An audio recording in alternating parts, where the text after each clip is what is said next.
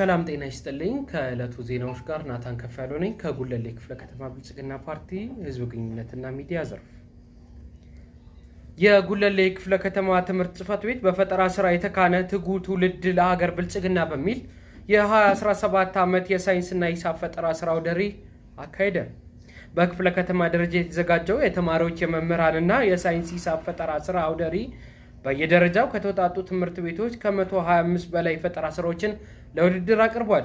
በፕሮግራሙ ላይ ተገኝተው የመክፈቻ ንግግር ያደረጉት የጉለሌ ክፍለ ከተማ ዋና ስራ አስፈጻሚ አቶ ወልዴ ወገሴ ኢትዮጵያ ለጀመረችው ሁለንተናዊ ብልጽግና ለትምህርት ዘርፉ የሚካሄደው ሳይንስና ፈጠራ ስራ ከፍተኛ ሚና አለው ሲሉ ተናግረዋል። የሳይንስና የፈጠራ ስራችን አጠናክረን የትምህርት ባለድርሻ አካላትን በቅንጅት በመስራት የእውቀት ደረጃን በማሻሻል የትምህርት ጥራትን ማረጋገጥ እንደሚገባም ጠቁመዋል። የጉለሌ ክፍለ ከተማ ትምህርት ጽፈት ቤት ቢሮ ኃላፊ አቶ ሚሊዮን ኮራ እንደተናገሩት ውጤታማ የትምህርት ስርዓትን በማስፈን በሳይንስና የፈጠራ ውጤት የትምህርት ስርዓትን በማስፈን በሳይንስና ፈጠራ ማዳበር የሚገባን እውቀት እንቀስማለን ብለዋል።